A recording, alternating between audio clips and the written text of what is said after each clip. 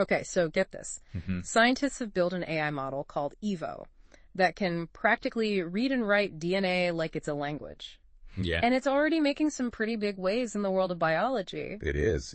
What's really exciting is we're talking about a model trained on a massive data set of prokaryotic genomes. Right. And that's bacteria and archaea. To you and me. Yeah, to you and me, exactly. Yeah. And it can do some pretty incredible things. It can? We're diving deep into a research paper published today, Okay. November 15th, 2024. Yeah. That details what EVO can do. Ah. We'll break down how it works and what it means for fields like drug discovery and even our understanding of evolution. Awesome. Are you ready to have your mind blown? I am. Let's do it. All right, let's start with how EVO was built. Okay. It uses a unique architecture called StripedHyena that's specially designed to handle the sheer amount of data in a genome.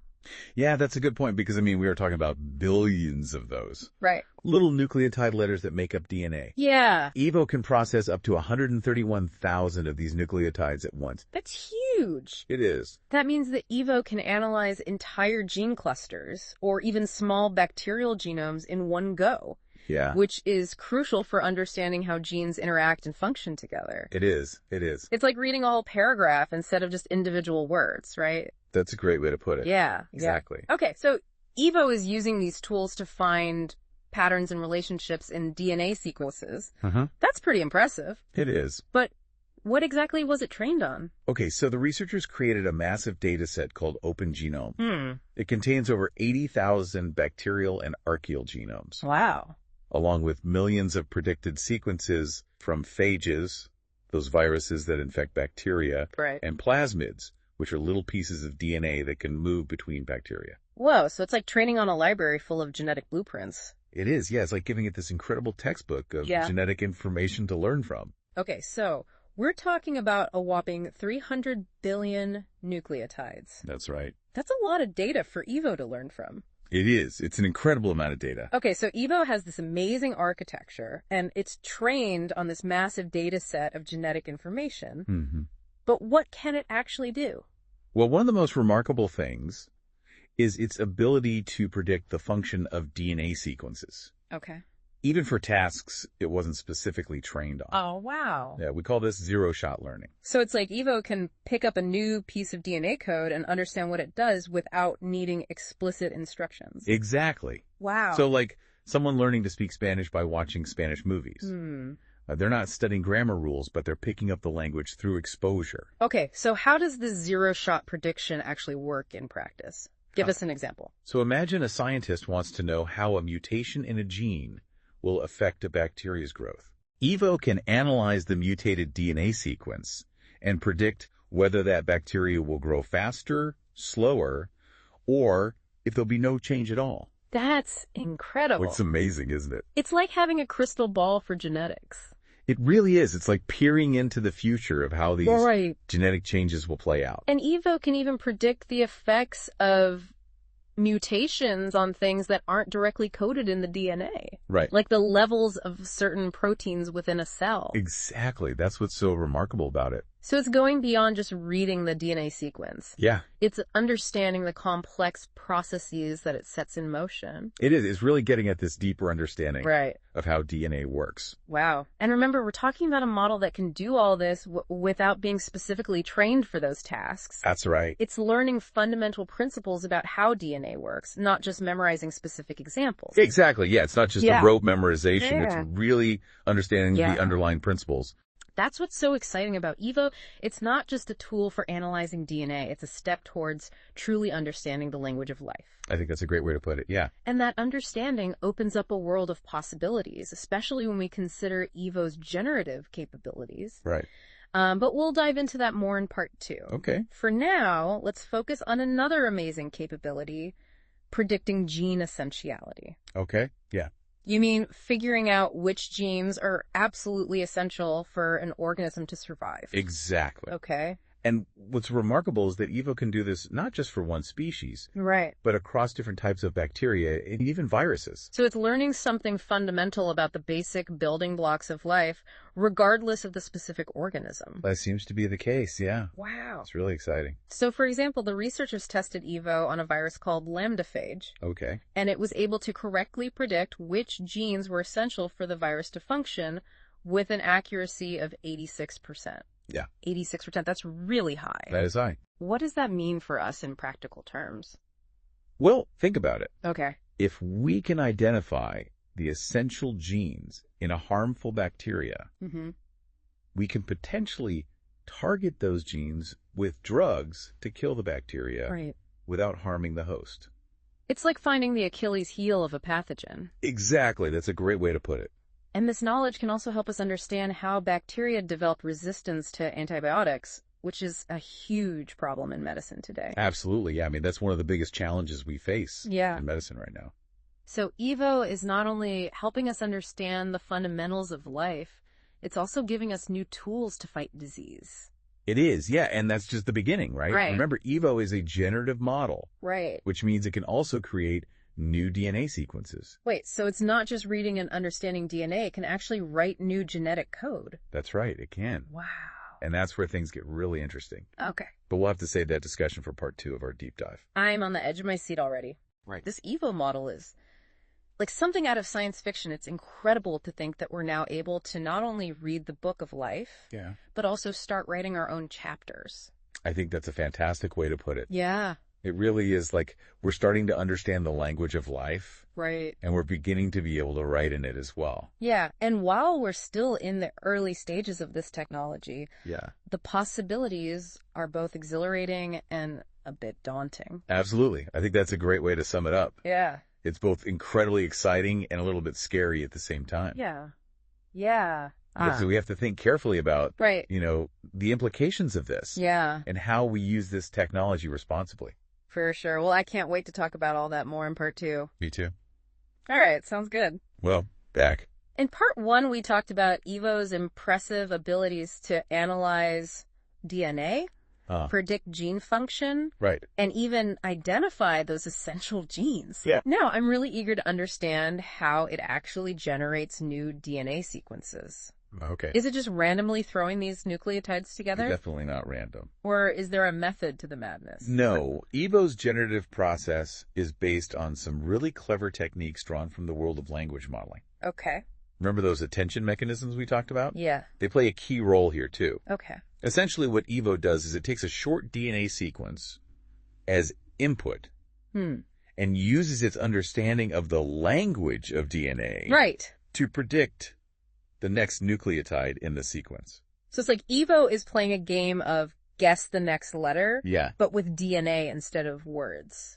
that's a good analogy. Okay. And because Evo has been trained on this massive data set of genomic data, Right. it has a really good grasp of the statistical relationships between nucleotides. Okay. So it can predict the next nucleotide with remarkable accuracy. But how do researchers control what Evo creates? Can they just tell it to design a new CRISPR system? It's not quite that simple. And it spits out this perfect sequence. But they do use something called prompting to guide Evo's generation.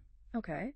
Think of it like giving Evo a starting point or a creative brief. So they might give it a prompt like Cas9. Exactly. Which is a key component of that CRISPR system. That's right. Okay. And Evo takes that prompt and uses its knowledge of DNA to generate a sequence that fits the bill. Okay. Of course, there's also an element of randomness involved, Right. which allows Evo to come up with novel sequences that have never been seen before. So it's a balance between guidance and exploration. Right. Like a composer working within a particular musical style, but still coming up with original melodies. I love that analogy. Yeah. That's a great way to put it. Okay, and they can even fine-tune the generation process using techniques like temperature and top phase sampling. Right. So temperature basically controls how much randomness is allowed in the output. So a higher temperature means Evo is more likely to take risks and generate something completely unexpected. Exactly. Okay, and top sampling limits the choices that Evo considers at each step.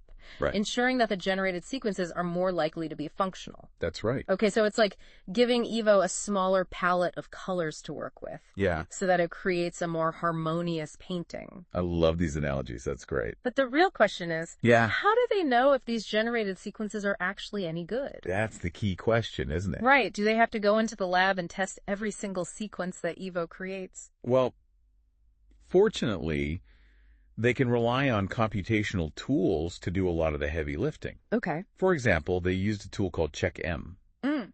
to evaluate how closely Evo's generated sequences resemble natural bacterial genomes. So it's like a quality control check Exact. to make sure that Evo isn't just spitting out gibberish. Right, exactly. Okay. So CheckM looks at things like coding density, which is the proportion of the sequence that actually codes for proteins. Okay. Natural genomes have a pretty high coding density. Mm-hmm. So if Evo sequences have similar densities, it's a good sign. So it's like checking to make sure the recipe has all the necessary ingredients Exactly. for a delicious cake. Right. And they also use other tools to look for specific features that are essential for life, like genes for tRNA and rRNA, which are involved in protein synthesis. Yeah. So it's a multi-pronged approach to make sure that Evo is generating sequences that have the potential to actually work in a living cell. Exactly. Okay, and remember that protein folding prediction tool we talked about, AlphaFold 2? Oh, yeah? Well, they used it to assess the three-dimensional structures of the proteins encoded by Evo's generated sequences. That's right. That's a really important point. So they're not just looking at the DNA sequence, Yeah. they're actually predicting the shape of the protein it would create. Right. Why is that important? Well, the shape of a protein is crucial for its function. It's like a key fitting into a lock. If the shape is wrong, the protein won't work properly. So they're essentially running a virtual test drive for each protein before they even synthesize it in the lab. That's a great way to put it. And what's remarkable is that many of the proteins designed by Evo actually folded into plausible shapes, Right. suggesting that these sequences could indeed function in a biological context. That's right. It's really amazing. But I imagine there are still some limitations to Evo's generative abilities. Of course. It can't create perfect, fully functional organisms from scratch, can it? Not yet, at least. Okay. Remember, we're still in the early days of this technology. Right. One limitation is that Evo can sometimes struggle to include all the essential components of a complex biological system. It's like trying to bake a cake and forgetting the baking powder. Right. It might look like a cake, Yeah. but it's not going to rise properly. So even though Evo is incredibly powerful, it still needs a bit of human guidance and expertise to create truly functional biological systems. Absolutely. It's a collaboration between human ingenuity Right. and artificial intelligence. Pushing the boundaries of what's possible in biology. I agree. This is all so fascinating. Yeah. But there's one thing that's been on my mind ever since we started talking about Evo's ability to create new DNA sequences. Okay. What are the ethical implications of this technology? That's a crucial question. I mean, we're talking about potentially altering the very building blocks of life here. That's right. So are we on the verge of a biotech utopia, or could this lead to unintended consequences that we haven't even considered? That's the million-dollar question, isn't it? Right. And the researchers behind Evo are very aware of the potential ethical and societal impacts of their work. Oh, okay. In fact, they dedicated a whole section of their paper to discussing these very issues. So they're not just focused on the cool factor of the science. Right, they're thinking about the bigger picture. They're actually thinking about the bigger picture. Exactly. Okay, so we've explored the science behind Evo, Yeah. from its unique architecture to its ability to generate these novel DNA sequences. But now it's time to tackle the big question. Okay. What are the implications of this technology for humanity? Right. I mean, are we on the verge of some biotech utopia? Or could this lead to unintended consequences we haven't even considered yet? That's the million-dollar question, right? It is. I mean, and it's something that the researchers behind Evo are very aware of. Okay. They acknowledge that a technology this powerful, needs to be developed and used responsibly. Right. Otherwise, we could end up, exacerbating existing inequalities. Right. Or even causing harm to the environment. So what kind of inequalities are we talking about here? Well, think about the resources needed to actually utilize Evo to its full potential. Okay. We're talking about massive data sets, powerful computers, Right. a high level of expertise. Not everyone has access to those things. So there's a risk that this technology could become another tool that benefits the privileged few while leaving others behind. Exactly. I mean, imagine a scenario where only well-funded labs and corporations can afford to develop and use EVO Right. to design new drugs or engineer crops. Right.